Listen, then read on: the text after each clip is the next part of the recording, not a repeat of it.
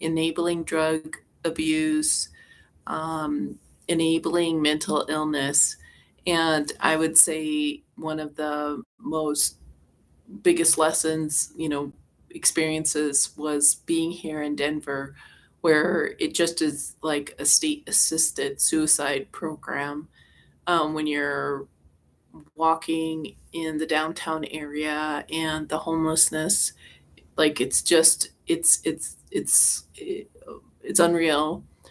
Um, and the thing that I just realized is when people are so committed to doing drugs, um, like there's a reason why people do drugs. I believe that it has to do with chronic illness, chronic fatigue, deliberately misdiagnosed by doctors, and so people they probably start using to have more energy for work or school or whatever, and or they have some sort of psychological thing and they can't face it, can't deal with it, and so they're like, okay, I'm gonna, do this, that, and the other thing, and um, so like drugs are pharmakia, like the Bible tells us not to use those kind of things, and when people are dependent on this like literally satanic substance, they are surrendering more and more of their souls, and they're buying into this dimension of evil. And then let's say you're somebody who's not into drugs, or you've done work on yourself, but you're surrounded by everybody who's doing these drugs, whether it's, well, I mean, now there's just no, I mean, everything's legal, right? And then you have prescription drugs, drug users. And I have found a problem with that too. Like when people are on prescription psychiatric medications, like they are not operating in normal human ways. They just don't. And what I'm encountering are people who are like in their 30s, they've been on drugs all their lives.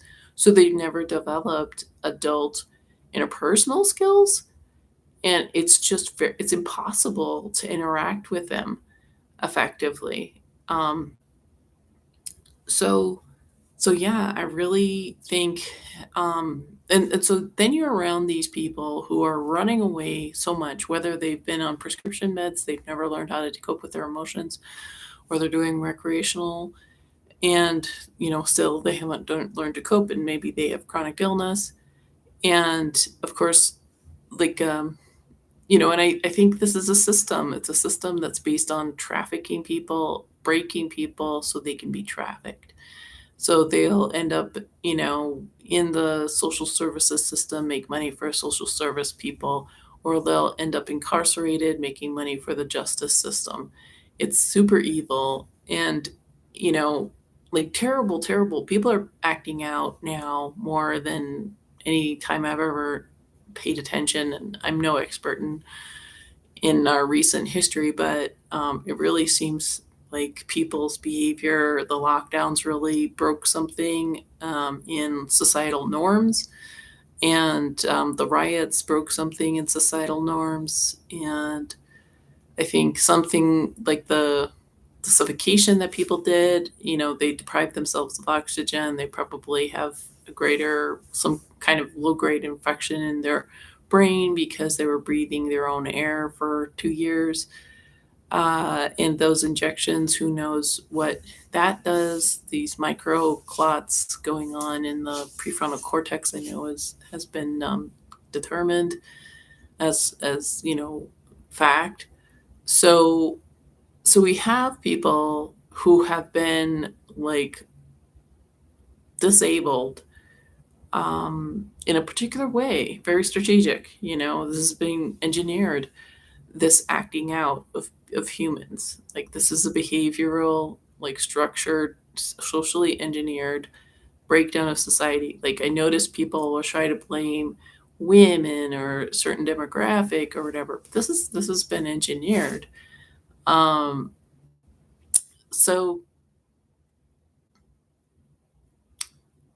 I really think that it's inadvisable to be somewhere where there's legalized drugs.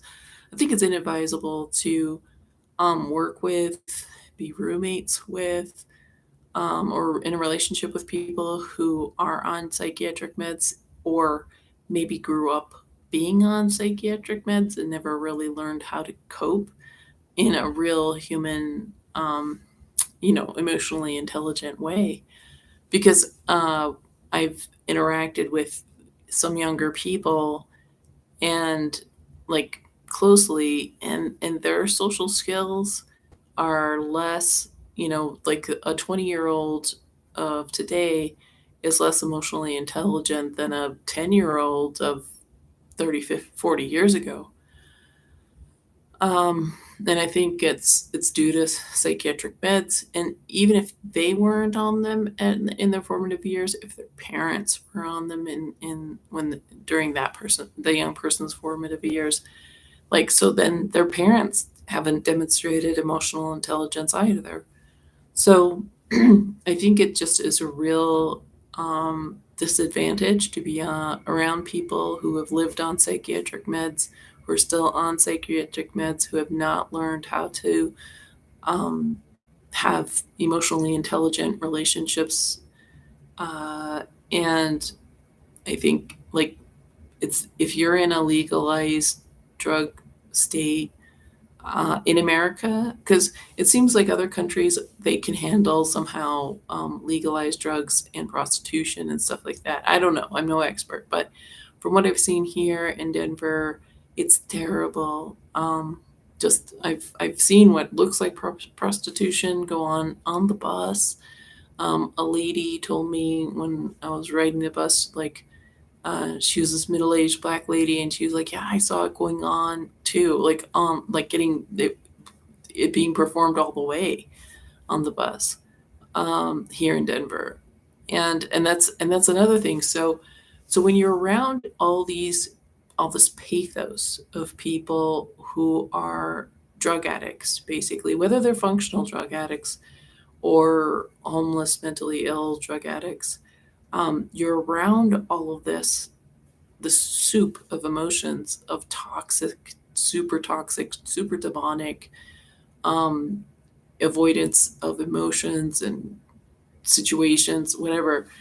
And I have noticed it in myself, like it creates a reaction in me that's very unusual, where I get really agitated, um, or people are acting out around, they're just, I mean, whether I'm there or not, people are acting out a lot here in Denver.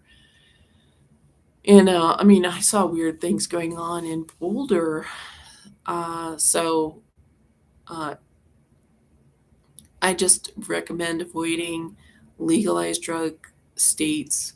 And Colorado has this reputation, oh, so pretty and all this stuff, and people will pay lip service. Yeah, the homelessness thing is not great, but it is terrible. Like this. I mean, homelessness is a terrible experience. For especially for people who are homeless and those who are um, who have to deal with the hostile landscape of homelessness, taking, like, they're just taking up the whole sidewalk or something, or screaming and hollering or not being clothed, or just the horror that, just observing them doing drugs right on the sidewalk and whatnot. um, but there's this supernatural paranormal component as well, and like Denver does not handle it. Colorado does not handle this drug abuse, um, like illness well, and you're going to be around it. And people are like, oh, I'll just come for the weekend and stuff like that. Something about Denver is called like the Denver cocktail, I think it's called, where one drink is like two or three drinks because you're at high altitude. The air is really dry here. So I think that the high altitude, which it's you're oxygen deprived, and then the air is really dry, so you're dehydrated, which is also a kind of like oxygen deprivation because H2O is water. And so I think people, because I've never seen um, like homelessness as bad here. I mean, as bad as I see here as anywhere else. And I grew up in New York City, and yes, I've seen, terrible, heard about, people freezing to death in New York City and stuff like that. But what I see here is just despicable too, because I never knew how like much more functional homeless people in South San Francisco or Portland, Oregon were. But they had the men were wearing pants that covered their butts. And like I've seen like 5 times men's pants just hanging off their butts, just indecent exposure. It wasn't like the hip thing, which is big here. Like black men, their underwear fortunately is there, but their pants are at mid thigh,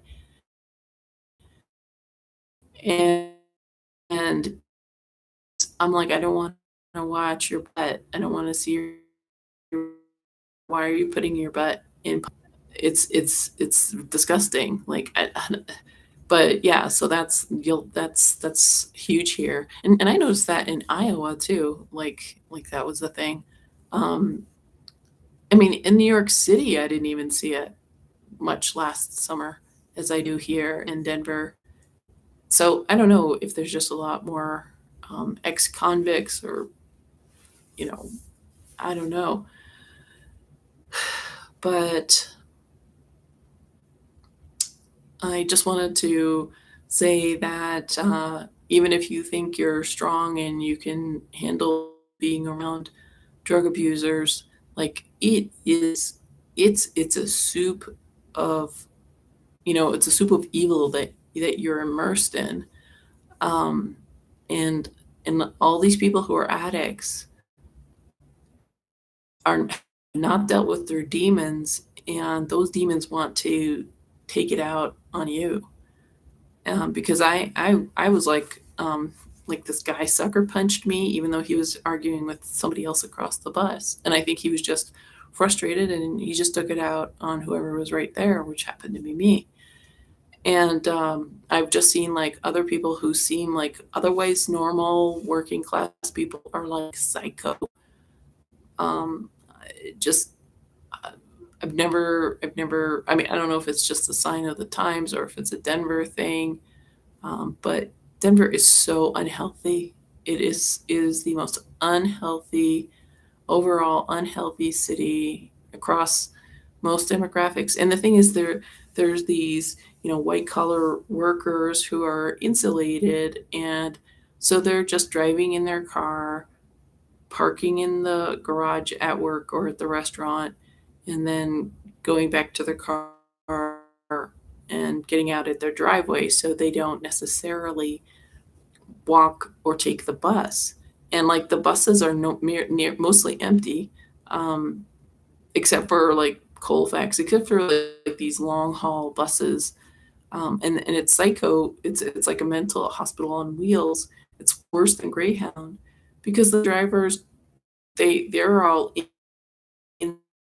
insulated in their little cloud. They don't know what's going on, and even if they do, they let dangerous people act up until somebody gets hurt, and then the driver will do something. So, um, yeah, people are like, yeah, legalize, everything should be legalized. I used to think so too, but I don't think our culture is capable of handling it. And like I've also read that the dispensaries aren't even paying, like, so the one rationale for legalizing is to give the cities and state more money. They don't even, like, I think like half or more than half aren't even paying those funds that are the reason why, people, conservatives, might have agreed. Like they're not even paying the tax or whatever. So it's just really a bad situation all around. And I think Denver is just worse because it's high altitude and very dry climate, and people's bodies are not capable of coping. And why move somewhere where everybody's on drugs? Like, why have a big drug addict program, like drug addiction? Like, why somebody is such a big drug addict, they've got some demon they're refusing to deal with, and you're going to be around them. You're going to be around this supernatural component or this emotional toxicity, even if it's just some nice person avoiding their feelings, like, but that's not a good thing to be around. And yeah, people, everybody needs Jesus, and of course a place that's like a drug worshiping state especially needs Jesus. um, Yeah, but I don't see a lot of interest um, here. But because it's a liberal state, and there's just a lot of indoctrination against Lord Jesus Christ. But anyways, I just wanted to put that out there. So thank you for watching. God bless.